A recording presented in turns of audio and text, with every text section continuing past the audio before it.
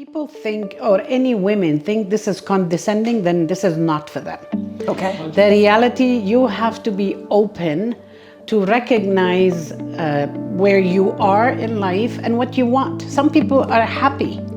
This is not for everybody. Not everybody wants to be in a leadership role. Not everybody wants to be CEO. But this message is for anybody that wants to do better. It doesn't have to be CEO, but it could be better. It could be a leadership role. It could be. So the reality of it, I think we have to be honest, or everybody has to be honest with themselves, is what do you want, or where do you want to get in life? Welcome to the Broadside.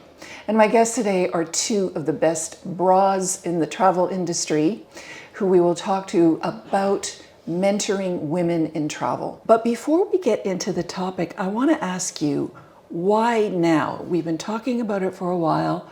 Why are we finally getting together? Because it felt like suddenly there was an urgency about doing this. Maureen.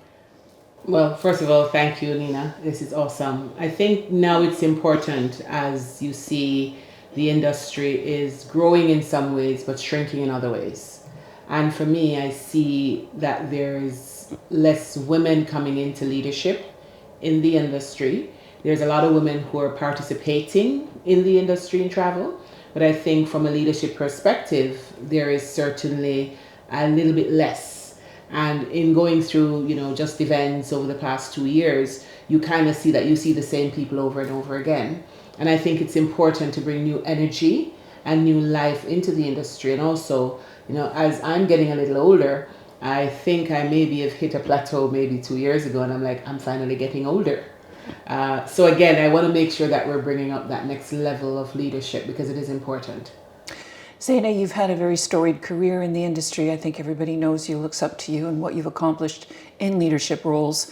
Why do you then see it as important for you to pass that on to another generation?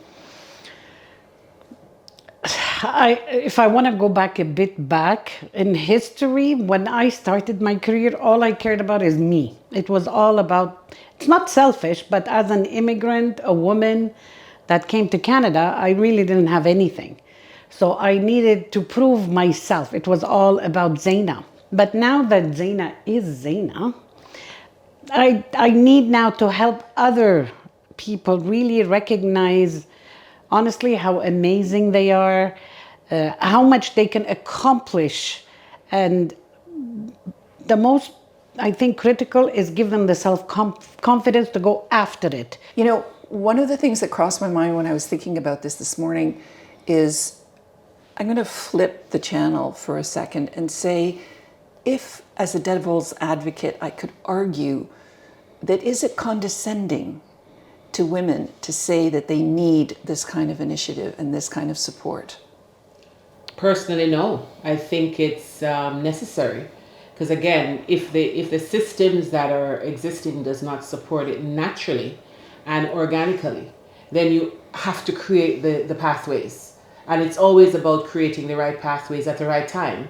And yes, maybe the timing was maybe more ideal 5 years ago, but for me, for us, I think the timing is perfect. Because it has been a topic which has been consistently on our minds, on our lips, on our hearts, to really reach out to other women. And if you see that it's not happening the way it ought to happen, or you should, it never happened that way for us. It was not organic. It took a lot of work, a lot of effort, and Zeina highlighted her journey. Mine's different, but similar in many ways as an immigrant woman here. Again, it's important for us to know as women that we have support, that there's somebody who, if you hit a roadblock and you need advice, you can call. I call Zeina all the time through the years. So I guess that's how our relationship was also built, through business, through strategy, but also through just mentorship and need. Because if I wanted advice on something from a woman's perspective, she automatically got the call. So again, I think it's important that we have to let people know that there are areas that they can go, there are people they can call, and there are resources that they can tap into. And even if it's just human resources, that we need to cultivate that channel, because I don't think it's presumptuous at all. I think it's necessary. Interesting. But I just wanted one comment. Yeah. If people think, or any women think this is condescending, then this is not for them. Okay. The reality, you have to be open to recognize where you are in life and what you want. Some people are happy. Like this is not for everybody. Not everybody wants to be in a leadership role. Not everybody wants to be CEO. But this message is for anybody that wants to do better. Doesn't have to be a CEO, but it could be better. It could be a leadership role. It could be. So the reality of it, I think we have to be honest, or everybody has to be honest with themselves, is what do you want or where do you want to get in life? And like, I have two sisters. One had a baby within 3 months, she went back to work because she wanted that job. My other sister had a baby, never went back to work because she wanted to be home. Right. Not one is better than the other. Correct. I think the argument that, when I was saying I was being the devil's advocate is more because it tends to be what I hear from men. Because they don't want us to be successful. So it's like, why do women need, special treatment, right? And indeed, why? And that's really a key question here, because as you say, the systems are not in place. And go ahead, Zeina. I think fundamentally we are not. They're not starting on the same level. Like the boys, you can do it. You've got it. Yeah. Go climb mountains. You could do it. The girl, be careful. Oh my God, you're gonna scrap your foot, leg. Fundamentally, it's not the same. It's not a level playing field. No, No. And as a businesswoman, I can tell you I have felt that many times. Yeah. Many times. But I never questioned who I am and why I should be able to succeed. And I think what you're saying is some women do. Right? And I think that goes back to what Zeina said about the confidence. And I think, as Zeina said, this is not going to be for every single person. And for someone who finds value in it, then fantastic. We're hoping a lot of people will find value in it, in sharing your stories, in talking about the things that are important. But again, it's a confidence builder. It's knowing how to negotiate. Like, when I hear people negotiate and they're like, oh, well, I'm not too sure. I'm like, no, that's not how you negotiate. Like, you got to know what you want. If you don't know what you want from the get-go, right, you're never going to get it. And I find men are able to sit and say, no, I'm not going to do this. I'm not going to do that. And a lot of women are like, well, I'm not too sure. I'm thinking They're about it. They're decisive. Women exactly. And so I think for some people like us who have been able to break through a lot of the ceilings, whether they're glass or not, it's important that people realize that, I may not be the representation that anybody sees as a motivation. I don't care. I'm in my room and I'm going to be loud and proud about it. But also, I think people just need to be confident. And I know that taking that first step in saying, you know what, I am going to do better by myself in figuring out what you want. And guess what? You can be a CEO and you can still have, as you said, your sister had a child, she went back, she's CEO. I'm a VP sales, I have 3 kids and I have 3 grandkids. And my life is fantastic. But in the business place, I'm a businesswoman. Yeah. Yeah. Yeah. It's interesting because you say confidence. I think for a woman who doesn't feel it and doesn't naturally necessarily have it, to hear you should be more confident isn't going to maybe accomplish that much, because if you don't know what that means and you don't know what that looks like and you don't know what it tastes like, how do you do it? However, having role models, and I think this is key when the two of you put yourselves out here, because you're making yourselves, in a way, you're visible, but you're also vulnerable in what you're doing, because you're sitting here talking about who I was when I was younger. You're stripping yourself down. And I think that is what resonates. Being a role model, showing how it can be done, showing that there is a path forward. Mm-hmm. Someone listening might go, oh, I never looked at it that way. Mm-hmm. So what we're going to do in order to continue this conversation is we're going to ask you to send in your success stories so that we pay it forward, pay the success forward, pay the role modeling forward, as it were.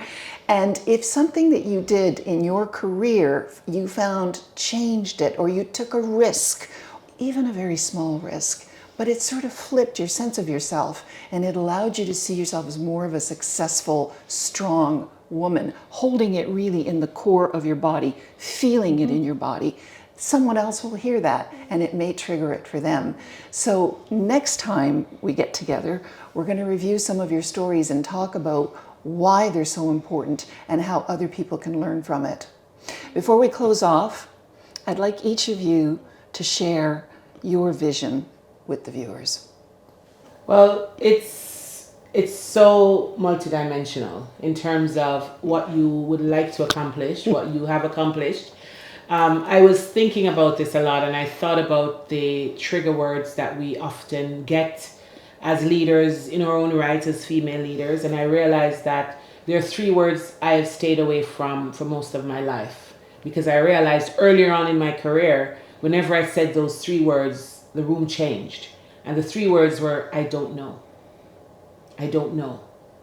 Because that sent a signal to whoever else was in the room that you were not ready, you were not prepared. So I think for me, the vision is to make sure that everybody understands the importance of being your subject matter expert. You don't have to know everything. Like, I know a good amount, but I don't know everything. But anything I'm involved in, I try to make sure I know almost everything there is to know about it. I do my research. I prepare. And when I go in and I open my mouth, my dad used to say to me, people will think you're an idiot. When you open your mouth, you confirm it. Nobody has ever confirmed that I'm an idiot, because when I open my mouth, I'm going to say what I know I need to say. So I think the important thing is you have to be prepared. And, just as Nina said earlier, it's not about having that automatic confidence or that automatic, fire. Bravado. No, exactly. It has to build.